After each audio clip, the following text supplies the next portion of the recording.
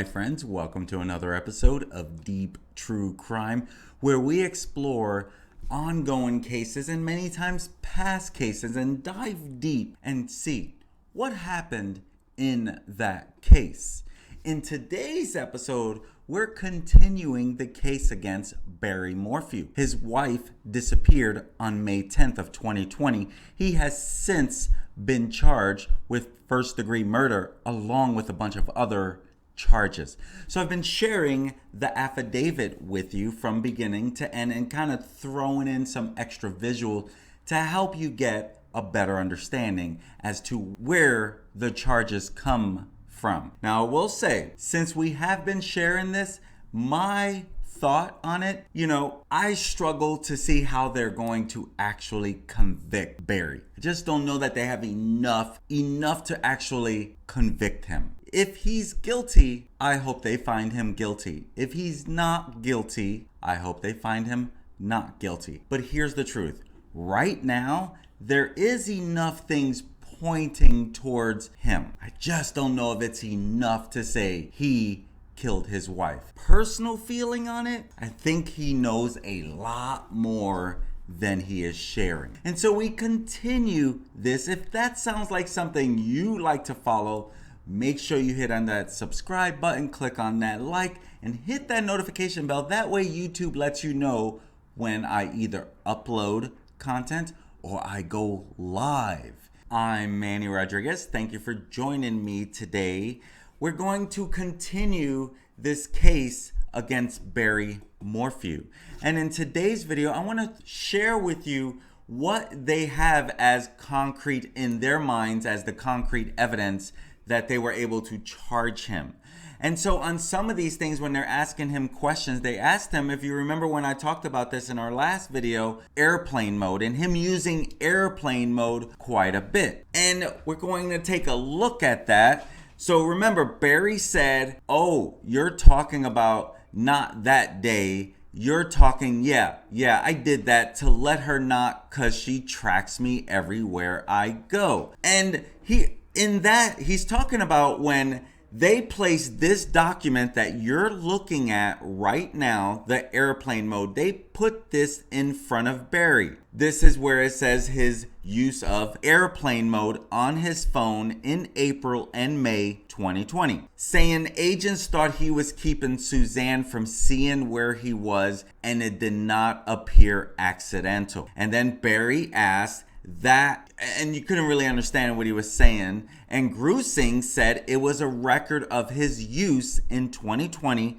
since April 15th. And you can see on a lot of this when it first starts, April 15th, first 11:56 in the morning, and it ends at 2 days later at 7:33. Now this is less than a month before her disappearance. So it looks like it happened at that moment. Then a day later, he takes it off of airplane mode and it stays there for 4 days. And then he takes it out of airplane mode. And then that same day, an hour later, he puts it back into airplane mode. That all definitely seems pretty purposeful. Where he said it could have been an accident, it could have been her. That just seems like that's done on purpose. What do you guys think? Let me know in the comments what you think that looks like. And then you had going towards that time where she goes missing, it goes into airplane mode May 2nd, comes out of airplane mode May 9th, 7 days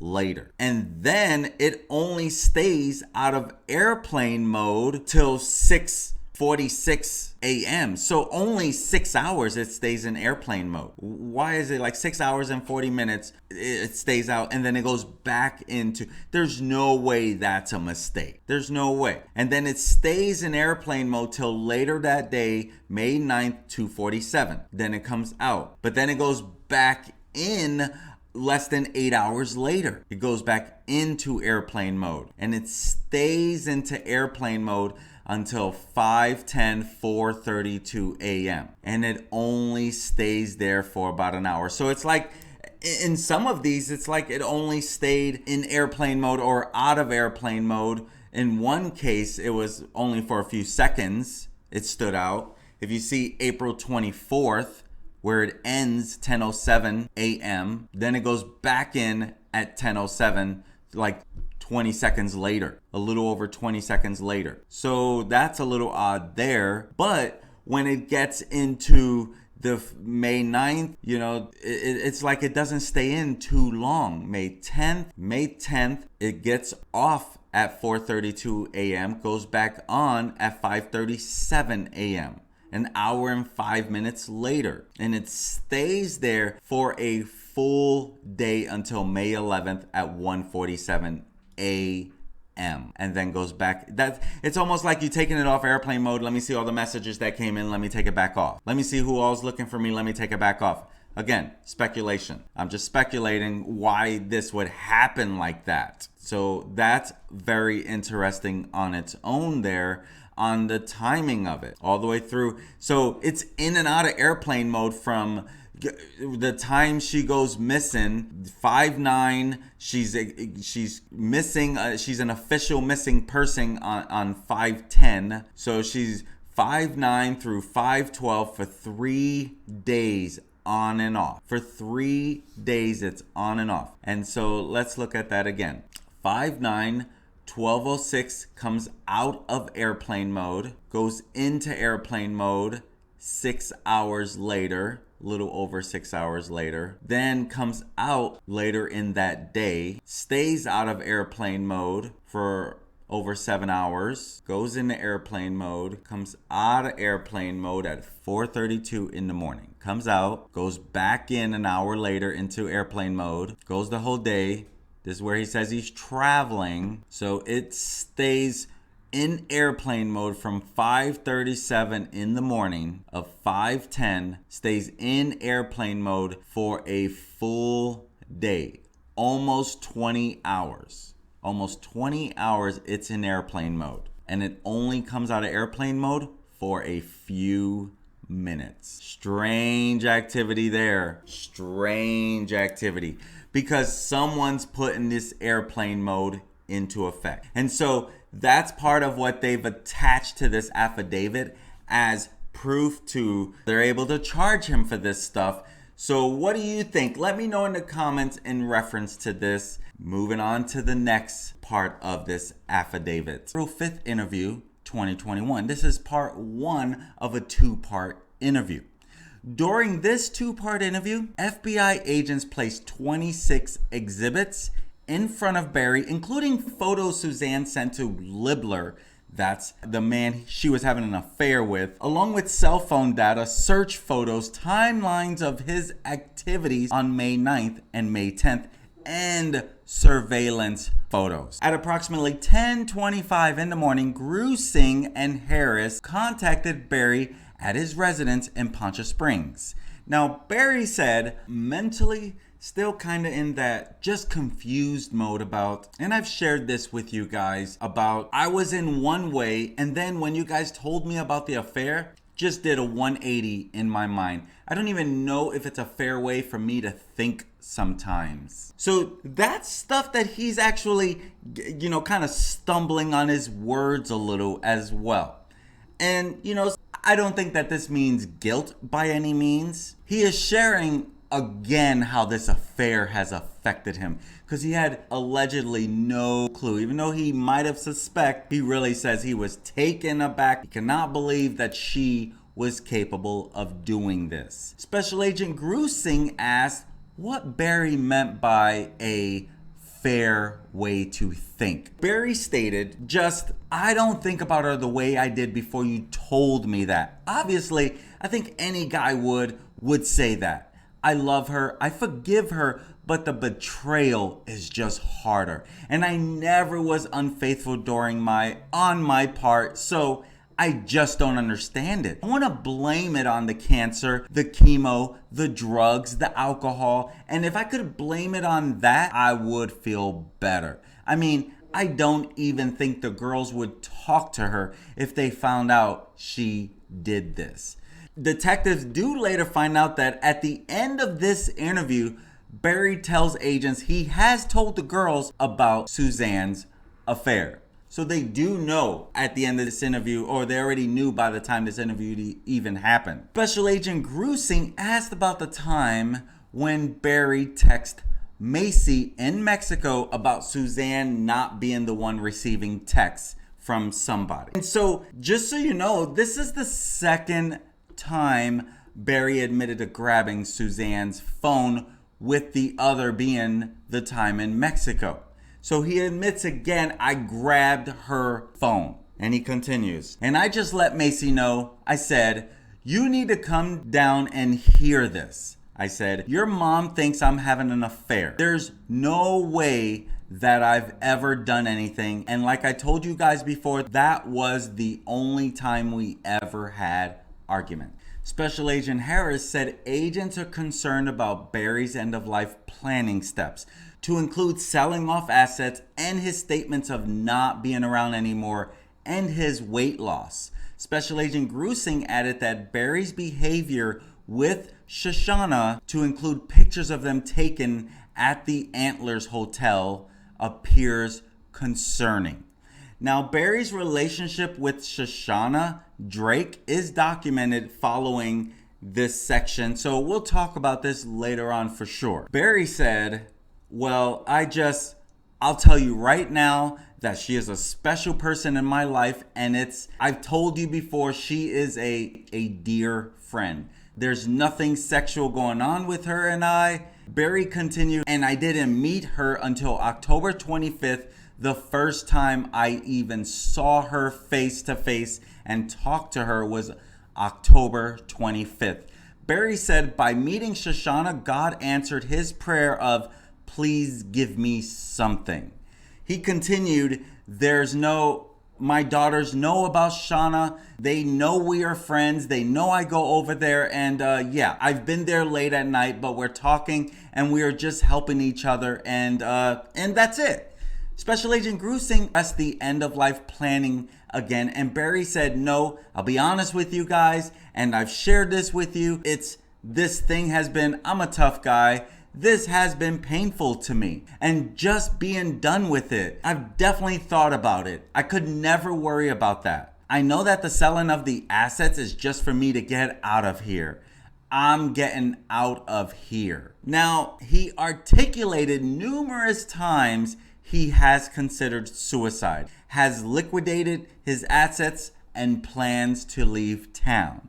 So, he said this multiple different times about that. Now, Special Agent Grusing discussed the goal of agents to complete the audit with the gaps that exist and intention to complete the investigation through the best means possible. Barry asked, and you assured me that if we get unintelligible information here for you guys, you'll clear me. Grusing agreed, and Barry continued, I just need to move on from this to start healing. Now they start discussing Exhibit 1. Special Agent Grusing introduced the first page photo of the surroundings of Barry's house and titled Sheila's Visit in 2019. This is that incident where they believe that he is spying on them. When asked what was going on, Barry laughed and stated, and I told Suzanne this, and I don't know what she told Sheila, but I was in Arizona hunting and I had been camping for 7 days. Smelled like crap, looked like crap. I thought they were out in town eating, and I just wanted to make sure they weren't in the house, and I just wanted to get in there and take a shower. And I looked and it didn't seem like anybody was there. Just went back and I went up on the hill and I looked, I didn't see anything. And they were in there, and I guess they called the Cushmans, and then Pete comes flying out with his pistol. Barry continued, I smelled like freaking crap and looked like crap. And he wanted to see if they were in the house. Special Agent Harris asked if Barry pulled his vehicle into the driveway, and he said, no, I pulled into Betty's drive over here in the cul-de-sac, as he pointed towards the top of the page. Grusing asked why he parked away from his house, and Barry said just because I wanted to see if they were there. He said he could shower somewhere else if he needed to, but I haven't seen my wife in 7 days. I'm gonna shower. I didn't want Sheila to see me like this. That's all I was doing. Special Agent Grusing said agents were wondering if Barry suspected Suzanne was at the house with her lover.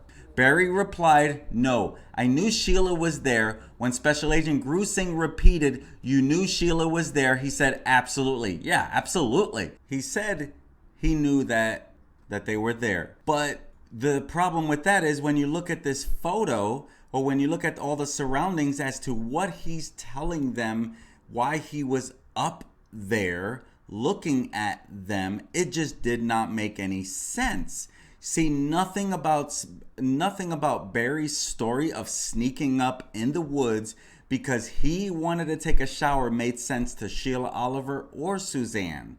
Sheila told agents other stories of Barry sneaking up years ago in Indiana, climbing up the side of a house to see if Suzanne had a boyfriend. But this is the image that they showed him, and this is part of the attachment to the affidavit. And they say nothing about Barry's story of sneaking up in the woods because he wanted to take a shower made sense to Sheila or Suzanne.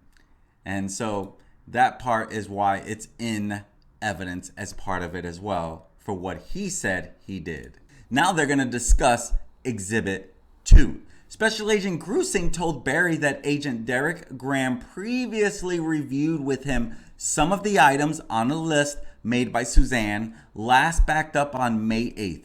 Barry was asked if Suzanne ever went through this list with Barry. He said, no, but there's things that she would throw at me when she was accusing me of doing something. So if you want to go through that, Special Agent Grusing said agents would like to discuss a few items, but not the entire list. Barry was shown the line, can't be healthy and stay in this relationship, and asked if she told him that, to which he replied she did not.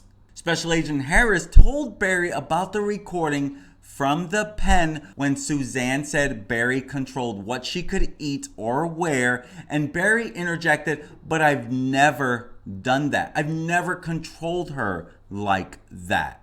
He added, and there was one time where we did get into a fight. He said, my cancer came back because of you. The stress that you're putting on me, and she did blame that on me during an argument. That's what Barry said.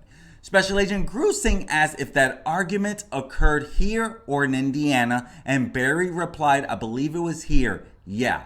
When asked how he responded to her, Barry said, I'm like, there's just, how can you say that? He added, how can she say these things about me if I never understood it? Till now she's got a lover.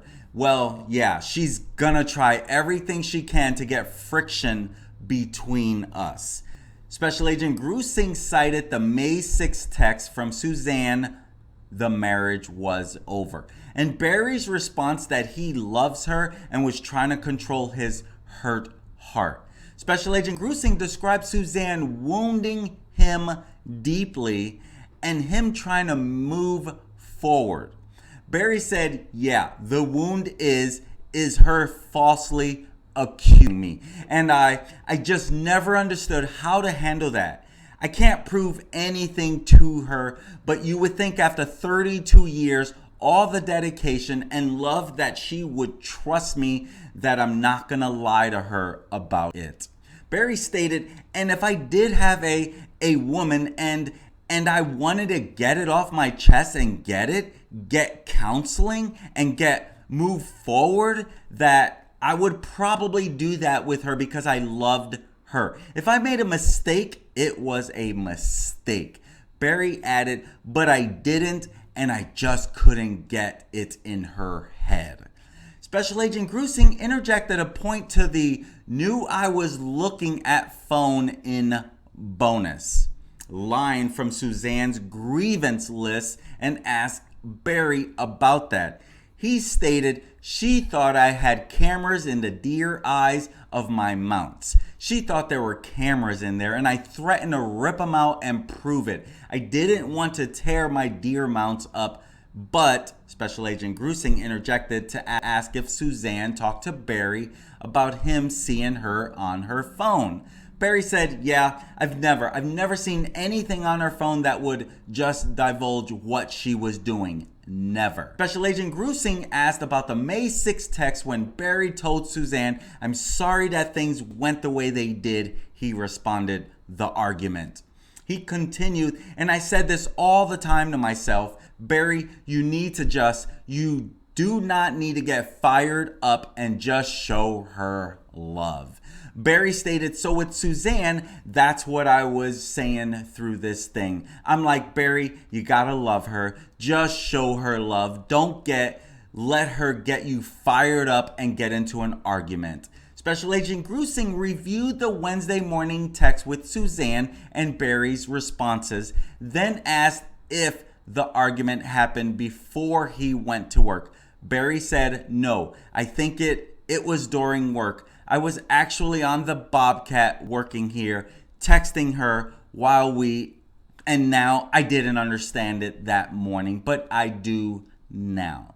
I mean, she was trying to make me do something or make me leave her or something because of this guy. Grusing asked what Suzanne said that morning, and Barry asked, via text? He sighed and said, Suzanne was accusing him of being with a woman. Special Agent Grusing asked Barry, since Suzanne had a lover for 2 years at this point, why she should care if he had a girlfriend. He said, the only thing I can think of, because it would justify her thing to the girls.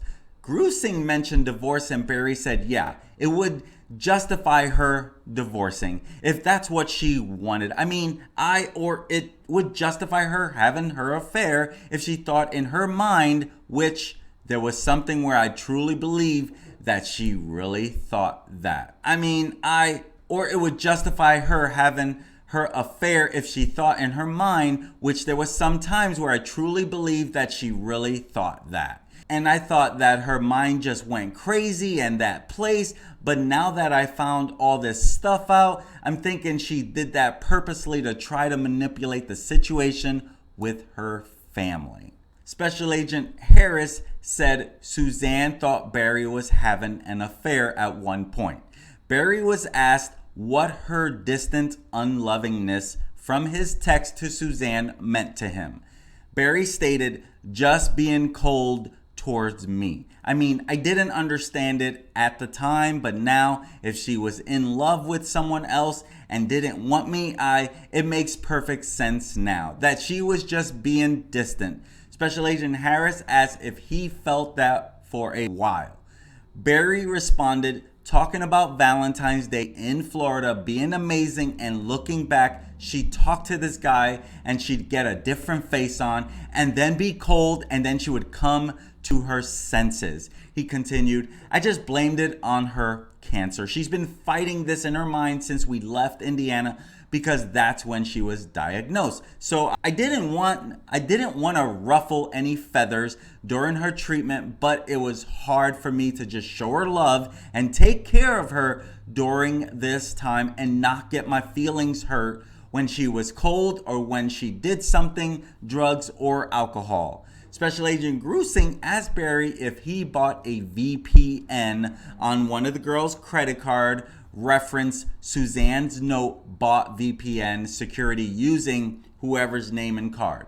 Now, a VPN is a virtual private network, and it allows users to create a secure connection to another network over the internet. Barry said, no, if I did, it was an accident. And I think I don't even know what that is.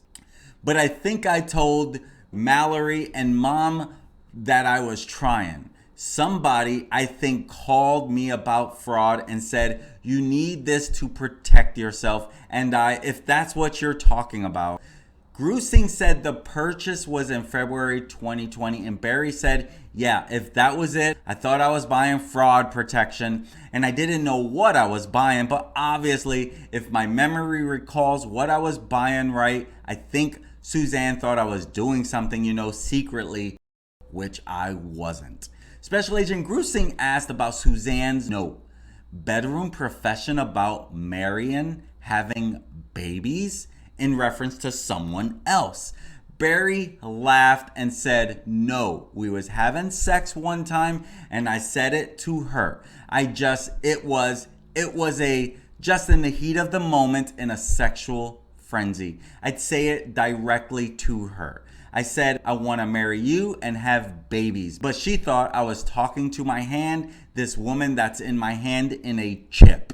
Now, Grusing addressed Suzanne's complaints regarding security cameras, asking Barry if he removed the DVR or recording device for the home system. The wires seemed disconnected. Barry said, I don't remember, and I would almost bet $100,000 that she took them out.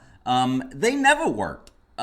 When we got there, they did for a little bit, and I hired a company to come, and I don't know if they didn't work because of her sabotaging them or what. But I could care less about them, so it didn't matter to me. So Grusing asked Barry if he could use his phone to see the camera's footage, and he said, well, that's what I do with my door security. I just got the alarm set, so if somebody comes in, they think the cops are coming, but it's not hooked directly to a company. Grusing asked Barry if he synced the cameras from his house to his phone.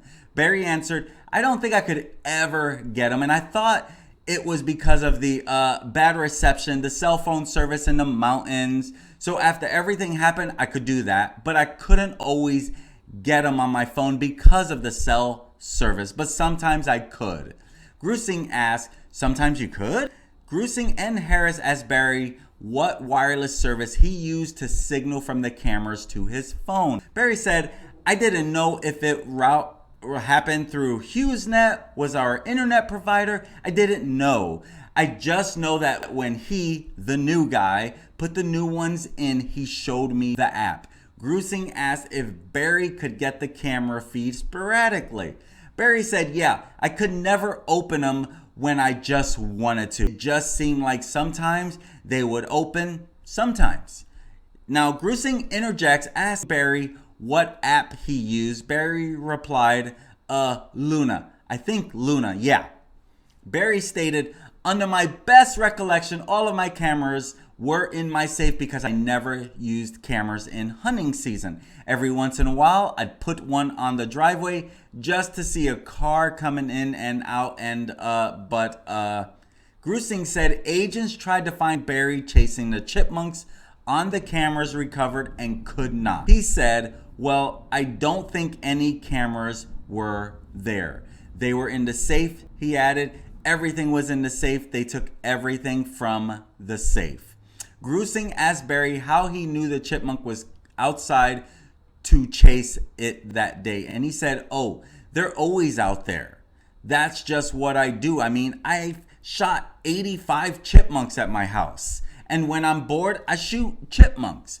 Grusing said, right, and asked if the chipmunk gun was in the car or truck with him, and he said he did not remember.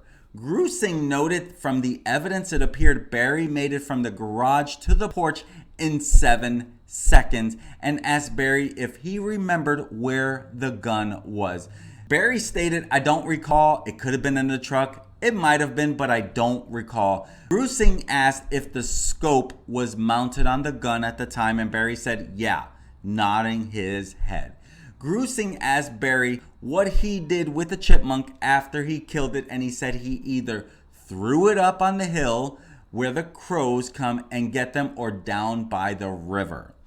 Grusing asked Barry about Suzanne's statement, just wrestled free, and Barry said, I've never constricted her with my arms, never. And he added, and if if we were ever in an argument, I would push up against her maybe, and then she would maybe slip around me. But I have never grabbed her and constricted her. And I told you the one incident where I struck her, that was the only time in my entire life where I ever did anything.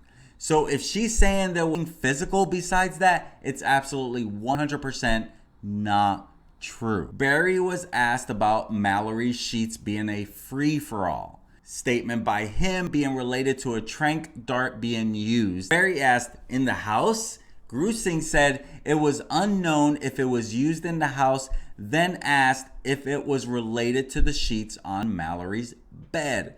Barry said, absolutely not. I told you that what I do is I will open that back door and tranq a deer in the backyard that's sitting there eating my grass. And if there's any tranq dart anywhere, it's from one of those. Grusing said the evidence of the tranq dart was found inside the house. Barry replied, yeah, or I've shot deer from that little breezeway from between the garage and the laundry room out that back door. Now, this breezeway, the breezeway is located directly beside the lawn chairs where Barry earlier said Suzanne was sunbathing when he came home at 2:44 p.m. when she provided Jeff Libler with her last proof of life. Grusing asked about the back door, and Barry said the back door is outside the kitchen window where the bird bath is. Yeah. If there was a tranq dart out there or outside or in the house, it's from me shooting deer. Now they talk about Exhibit 3.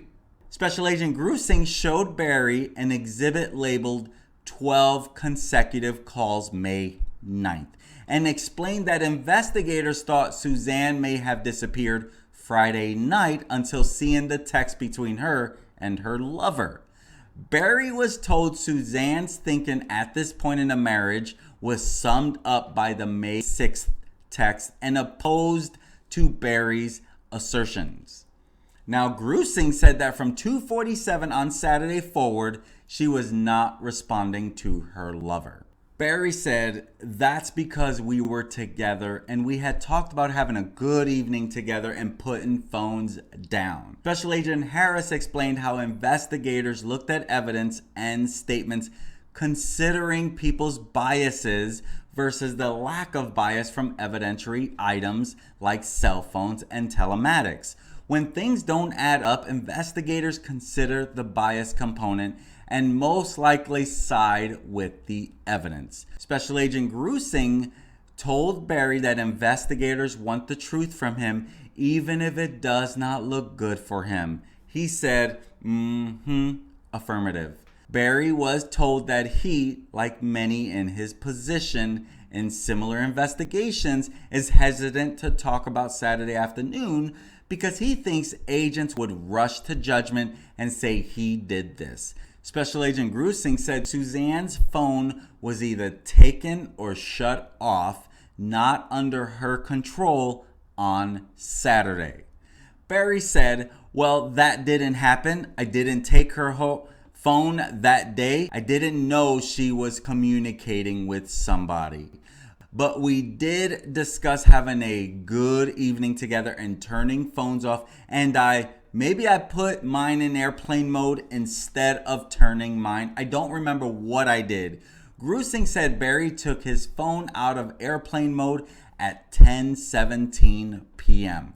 Barry asked, that night? Grusing confirmed that night. Barry says, or she did. Grusing asked, she brought yours out of airplane mode? Barry said, yeah. Grusing said that would be odd because Suzanne's phone had no activity.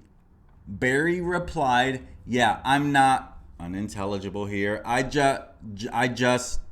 don't recall taking it out of airplane mode. Barry stood up and walked towards a cell phone that was charging. The phone rang about 5 minutes previously when he decided to pick it up. He said, let me make sure that's not my work calling. Now they talk about Exhibit 4. Grusing turned to communications between Suzanne and her lover, Fred. Barry was shown the photo of Suzanne dated April 14, 2020, and asked if he thought she looked high. He said, yeah. Special Agent Grusing clarified, she looks intoxicated to you? Barry stated, yes. Do you mind if I read? Barry asked, is this him or her?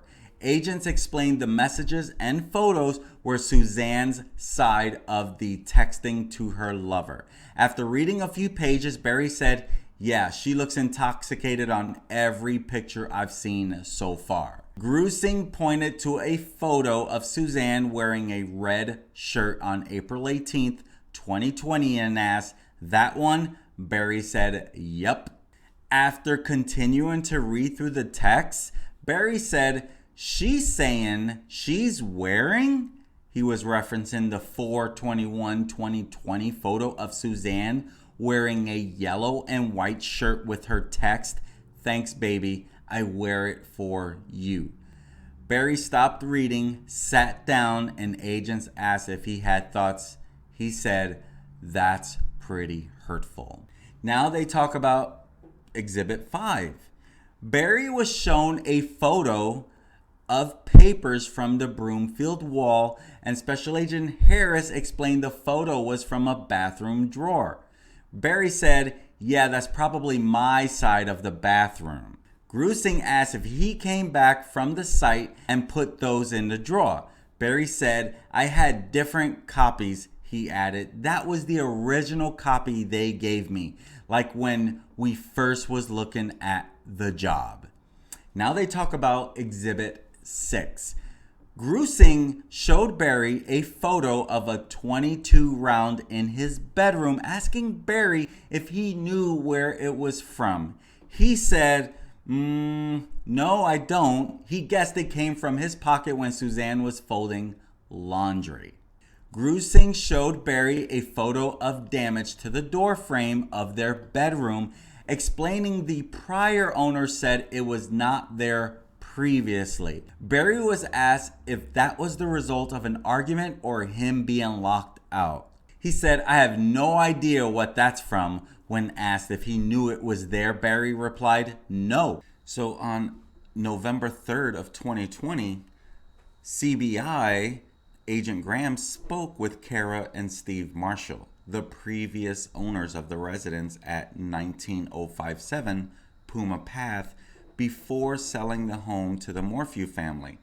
Kara stated there was no damage to the master bedroom door jamb when the residence was sold to Barry and Suzanne Morphew.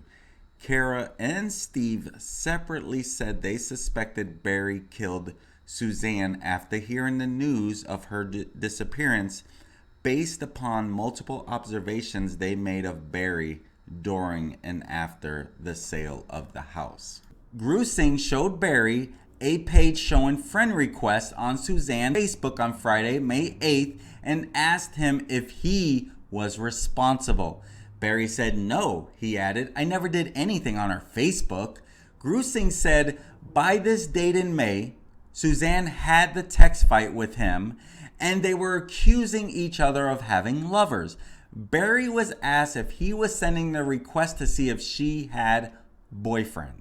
He said absolutely 100% no. No, I absolutely did not. I never went into her phone, into her Facebook, ever. The only time I touched her phone was in Mexico when I thought she was secretly doing something. I think I told you that story, and she said here and gave me and can look. And she gave it to me and let me look because there's no way I could find out what you guys found. Barry continued, and I went to Snapchat and I looked through all of her Snapchat people and I looked through all her text people and I didn't see anything and I gave it back to her. Grusing asked Barry about Suzanne's list, chased me around resort and threatened and took phone if those occurred at the same time. Barry replied, yeah, I don't remember chasing her, but I maybe walked behind her. Unintelligible stuff being said right now. wouldn't chase through a resort, but I was wanting her phone. That's when I got it. Grusing returned to the Bobby Huff and Facebook request confirming it was not Barry, and he said, no, absolutely not. Barry continued, if you look at my Facebook account, you'll see that I've never communicated with anybody, maybe a high school friend here and there, but never any of these women I don't know. Never had communication, and she was bothered by that, and I said, if you want me to cancel it, I'll just cancel it. And I ended up just canceling it, and wasn't worth me having to fight my wife about it. And we've talked about Facebook before because we had a friend's marriage blow apart because of a Facebook contact with an old boyfriend, and I said, I just don't think it's good for us to even have it. So obviously, look what happened. Barry continued, she had it, contacted somebody, and here it is. Special Agent Harris asked Barry if he had any thoughts now of why she did those friend requests. Barry said, because she would probably know that I would get upset if she would friend men. And she's probably, from what everything we've talked about, in a state of mind where she just don't care anymore about what I think. Grusing asked if Suzanne would know Barry would see it, and he said probably not. Special Agent Grusing questioned why she would do it to upset Barry if she did not think he would see it. Barry said, I think she knew, I just didn't touch her phone. I mean, maybe she thought I did, but Grusing said it seemed like she set a trap for Barry, and he said, it sounds like that to me. I don't think she did it I don't know why she did it, but I don't think that she would think that I am gonna look at her Facebook account because I just don't do it. Grusing said Barry told agents prior that their phones were tied together through Apple and he had the main. Barry interjects, yeah, but she changed hers. She got her own private, and obviously now I see why she did it, for this boy. Barry added, but yeah, she had her own Apple ID and password and stuff I knew nothing about. Grusing asked Barry if he knew by now who Suzanne's lover was, and he said, no, I'm still in the dark about that. Grusing asked if he cared at this point, and he said, well, I want to know. I'm afraid of doing something I'd regret. But I would not kill the guy. But if I would see him, I would probably hit him pretty hard in the nose. Now his daughter came home, and Barry asked to continue the interview at the fire station. So at 11:41 a.m., agents followed Barry inside the station while he spoke on the phone. While being seated, Barry said he was working on a project at the river property. Grusing said investigators were trying to determine if anyone independent of Barry could provide a last proof of life of Suzanne. He asked, what about the two people that saw her Sunday? I just heard there were two people. Grusing interrupted, saying these two leads had been covered. Grusing told Barry that after 2:44 p.m. on Saturday, no other person besides Barry could say Suzanne was alive. Barry was asked if he could try working backwards through the events from Sunday morning to Saturday afternoon to see if more leads could be developed. Grusing asked if the last thing Barry remembered about Suzanne was hearing her breathing. Barry said, no, last thing I heard her do was snoring. He added, lightly snoring. And Grusing asked if she was in bed. Barry said yes. Grusing asked where Barry was when he heard her. He said, I was going from the bathroom to the kitchen just because I get ready in the bathroom. Barry was asked the last time he saw or heard Suzanne prior to that, and he said just probably before we went to sleep, after we had sex. Grusing asked what happened before that, and Barry said before that we had dinner. When asked where he sat, Barry said at the bar. Barry was asked what he ate and what she ate. He said, we split a steak because she never eats a full meal. Gruesing asked what else he or she ate. Barry said, I don't recall. Gruesing asked before that. Barry said, before that, I think it had to be when I got home from doing my bobcat with Crib. And she was outside laying out in the sun. He added, I think I sat out there with her. I don't know if that's when I did the chipmunks or when did the chipmunks before I went to Crib. I don't recall. This account, in reference to that statement there about sitting out there, maybe sitting out there with her, this account of Suzanne laying out is consistent with her photo to Libler at 2:03 p.m., but counter to Barry's previous assertions that she was laying out when he got home at 11:30 a.m.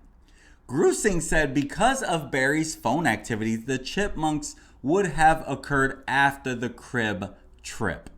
Barry stated, okay, then the chipmunks, she was laying out, I was looking, I probably went to sit with her while she was laying out, seen a chipmunk and got my gun and shot the chipmunk.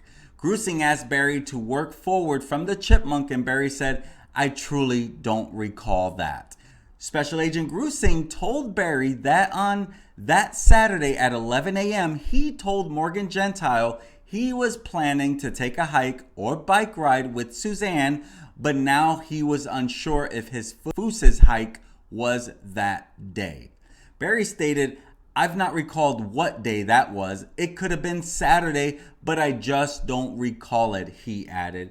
But I know it was in that probably 3-day period. I do remember that much, but it could have been Saturday. It could have been Friday. I just don't, unintelligible stuff right there, recall.